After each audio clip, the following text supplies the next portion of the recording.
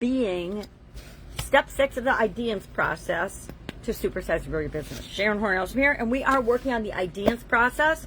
It's an acronym that we're using to help us remember and recall the process that we're practicing every month this year, this month on mental health and well-being goal or objective that we want to achieve by the end of this year. We're going through the process day by day for 7 days. We do it at the end of every month. We have for a couple of years now.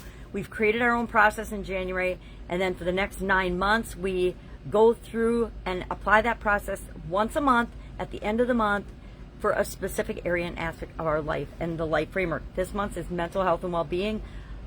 Next month will be emotional health and well-being, a secret sneak peek.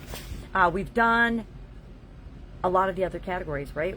We've done financial, we've done relationships, we've done lots. So communication, contribution. So I could grab the list so I don't have to just pretend and show you, because I think if you see it visually and hear it, it helps reinforce it. Physical, mental, emotional, spiritual, financial, relationships, contribution, communication, and confidence is the 9-part life framework that I structure literally my own personal life as well as my businesses around to make sure we don't miss anything. And mental health to me is one of the areas that gets neglected the most, if not ignored entirely by most businesses and most business owners. Yet, secretly, if you pay attention to that, it gives you a huge competitive advantage because other companies are not paying attention to it. What is the mental impact of our products and services on our customers? How does it impact their beliefs about themselves, their ability to use our products and services? There's so many questions we can ask that tie into this topic. And today's step 6 is to celebrate. What are we going to celebrate? We are going to celebrate lessons learned, progress. We're going to acknowledge the wins that we have as we're achieving our goal, the milestones along the way, and we're going to learn from the lessons of what didn't go right. Because guess what? I don't know about most other people, but I know for me personally, I have had 10 times more failures or problems or challenges than I have successes in my life, especially out of the gate.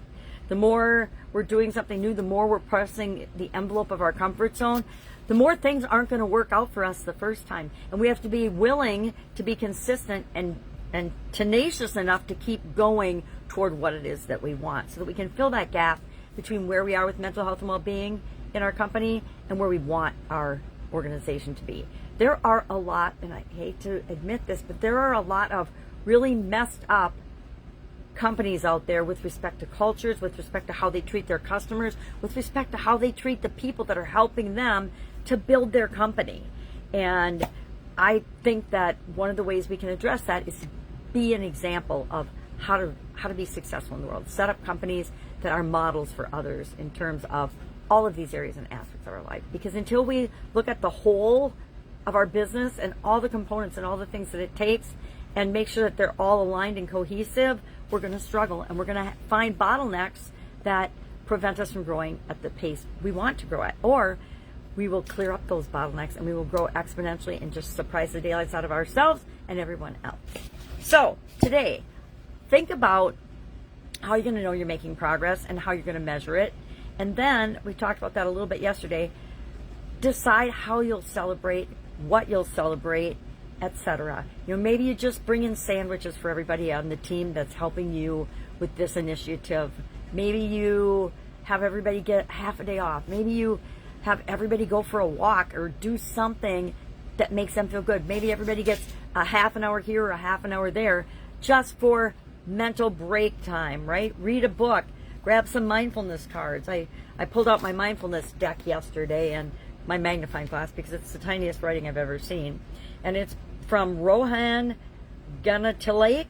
I'm sure I'm not pronouncing that properly, but he has got a company in Glasgow, Scotland that created these mindfulness cards. And he does mindfulness product and supports the best-selling meditation app Budify. Now I use Believe by Victoria Gallagher, but he has Budify. So literally I said, I think once this month at least, that there are thousands of apps for our phones out there and our computers that we can get meditations, hypnosis, affirmations, all of the tools that we can use, again, secret weapon to help you be a better version of yourself, which sets the example for the rest of your organization, which gives you a competitive advantage. So you becoming a better version of you ties into our annual challenge, as well as making you a better leader and a better example for the people in your organization, both people in your organization and the people you interact with outside of your organization, because they have an impact on our business and our success as well.